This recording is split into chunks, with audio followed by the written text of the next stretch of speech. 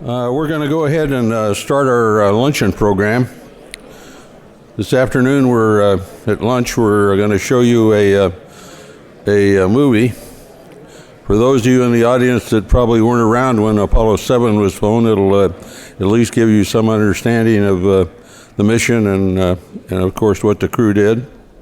And for some of the mature people in the audience, it'll be a reminder of what Apollo 7 really was all about. So, Kevin, if you want to go ahead and start it.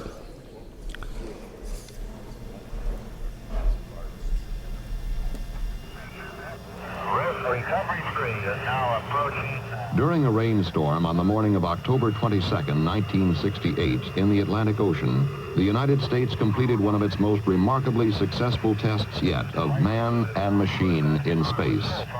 But this was only the ending.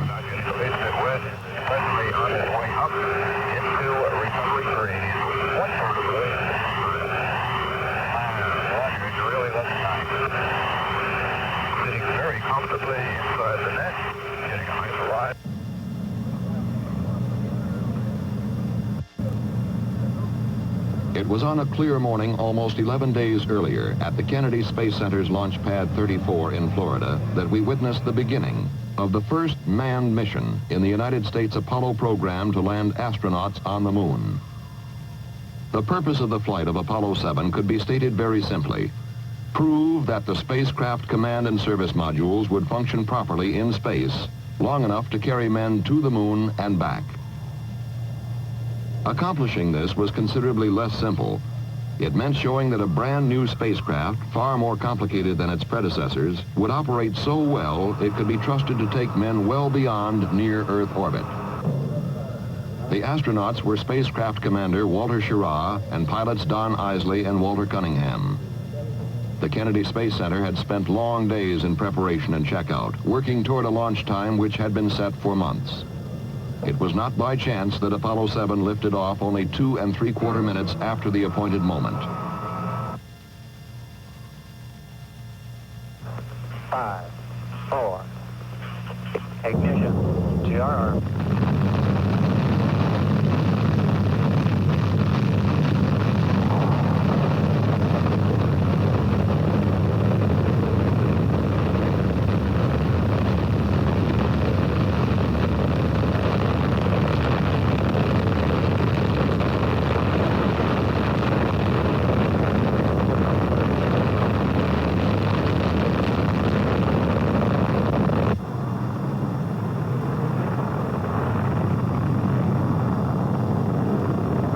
Marshall Space Flight Center had spent years directing development and testing of the Saturn 1B launch vehicle, and it was not by chance that Apollo 7 was placed almost exactly on its planned trajectory into orbit about the Earth.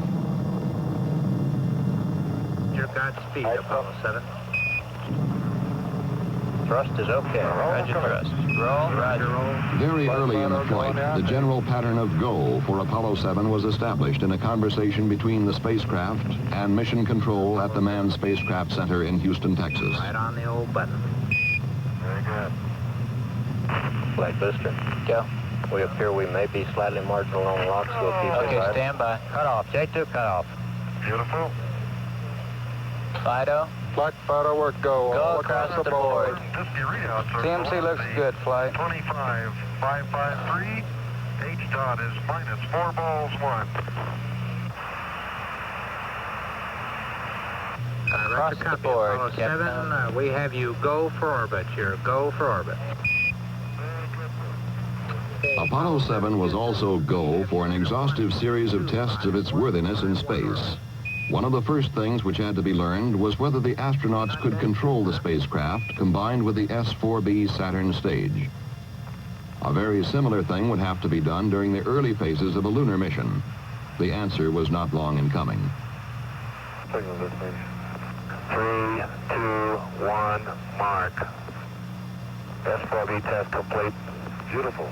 That was outstanding. Real fine, outstanding. Next, the spacecraft and S-4B stage were separated. The question now was whether the astronauts could turn their spacecraft around and control it to the degree required for future physical link-ups with equipment in space. For this, too, would have to be done in the lunar flight. And again, the answer was yes. Was it little flashes like Gemini? Something that will not be seen in the lunar flight or in any other forthcoming Apollo mission were the panels at the top of the S-4B stage. They will simply be jettisoned in the future, but they drew comment in Apollo 7. And the slot panel at the top, left, and bottom are opened, and I would just be about a 45-degree angle, and the slot panel on the right is just opened, maybe 30 degrees at the very best. Roger. Looks like you're looking at a four-jawed angry alligator. Apollo 7 escorted its spent S-4B stage through space for perhaps 30 minutes, then departed. That's a bigger one, Tom. Rated now? Yes. Yeah. It's absolutely beautiful here.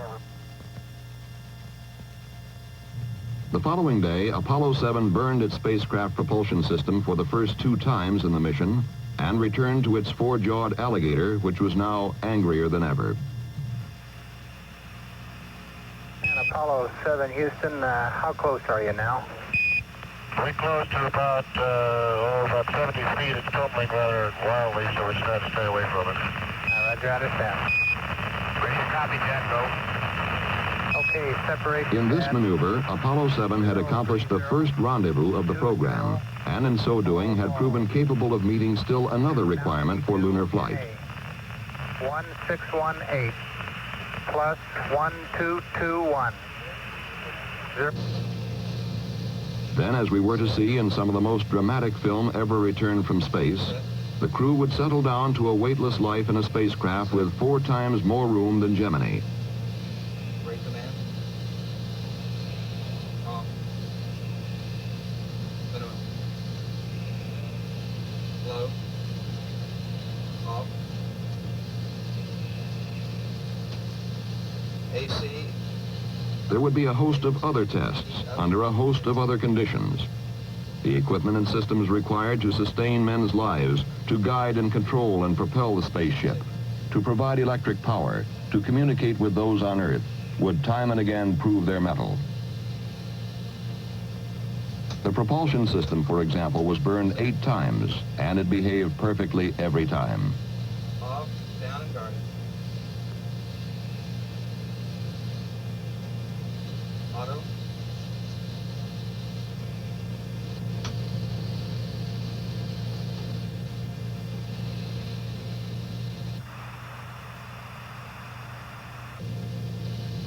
The crew worked with a telescope and a sextant, taking landmark and star sightings for navigation, as will be required for lunar flight.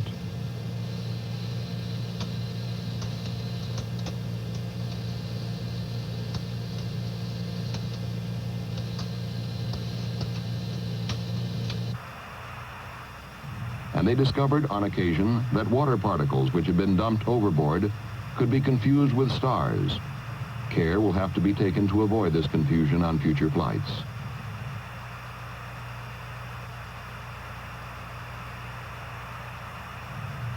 All in all, though, problems were minor and generally were readily overcome or solved. The spacecraft almost seemed to grow stronger as the days went by.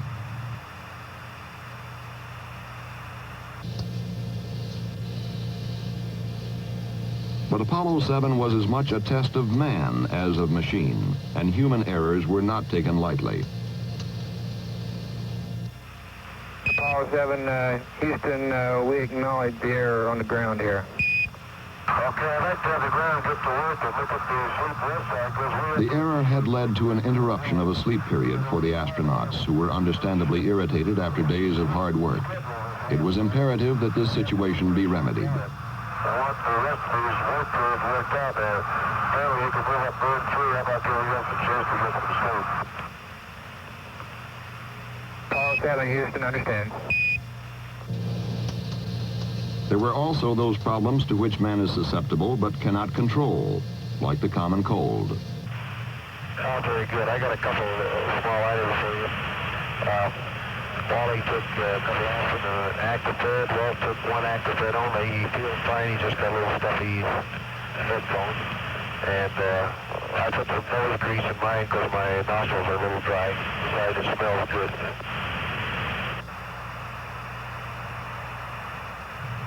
As the cold spread to all three astronauts, doctors feared that there might be discomfort, even pain with eardrums as pressure increased during re-entry. The astronauts were able to cope with the problem, however, by taking decongestants and holding their noses and blowing to equalize re-entry pressures. Always before, we've had to be content with merely listening to our astronauts during their flights. In Apollo 7, through the medium of television, we could actually see them in space for the first time and become better acquainted with weightless life aboard a spacecraft. You're picking up, I can read it now, just a minute. It says from that lovely Apollo something. You guys should write. Apollo room. High atop everything. Something. High atop everything. Looks good. I can see Wally Hamlet now, and Don has a smile on his face, and there's Walt. Down the Gulf Coast. Okay, what's the next one? A little closer, Wally. Says keep those cards coming. Cards and letters coming in. Coming in, folks. It's loud and clear. Roger. Good morning to everyone in television land. You're looking at the right-hand portion of the main display console. In the upper left-hand portion of your view, you would see the instruments that has to do with the cryogenics that are used to power the fuel cells and provide breathing oxygen to the spacecraft.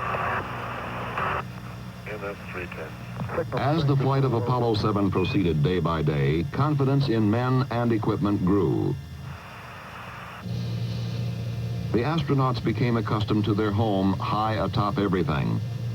They had a chance to evaluate it as a place to live and work in space. Set.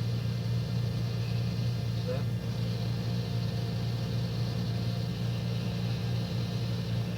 Is that all?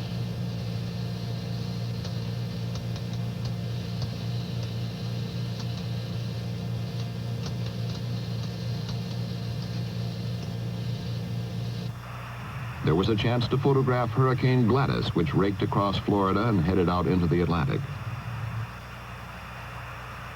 There was a chance to photograph areas of the Earth not previously pictured from space. For example, the coast of Chile and the Andes mountain range.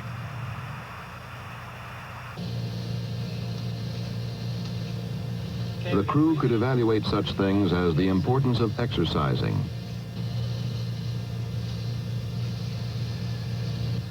the quality of sleeping arrangements, the palatability of food, seemingly small items, but things of essential importance in a lunar mission. They even recorded the preparation of a drink for a meal.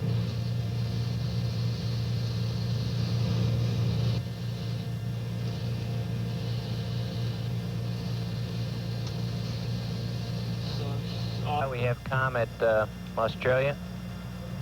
By the time Apollo 7 entered its 11th day in space, it had exceeded the time required for a flight to the moon and back. It was also well on its way to accomplishing all planned objectives and more. Apollo 7 was called 101% successful. On the morning of October 22nd, 1968, Apollo 7 began its final revolution, the 163rd. At approximately 259 hours and 39 minutes after liftoff, the spacecraft propulsion system was burned for the final time, and Apollo 7 headed home to Earth.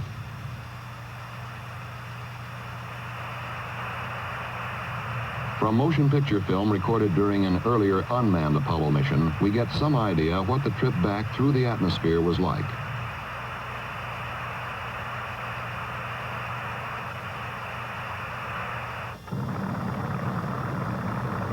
In less than an hour after touchdown in the Atlantic Ocean, the flight crew emerged from helicopters which had brought them to the recovery ship, the carrier USS Essex.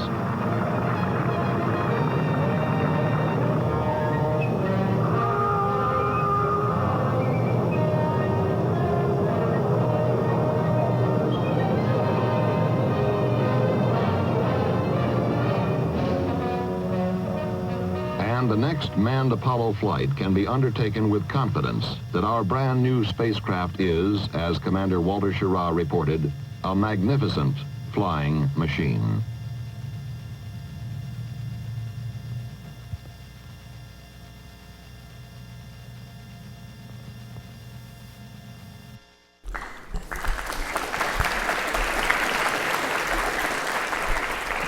And that mission was 50 years ago this month, landing on the 22nd of October 1968, and was the first in a series of the Apollo missions, and really was a pathfinder.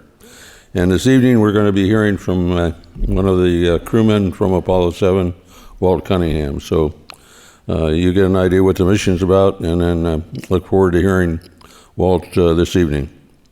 So we'll reconvene here in a little bit, and so you have a few more minutes before we start. Thank you.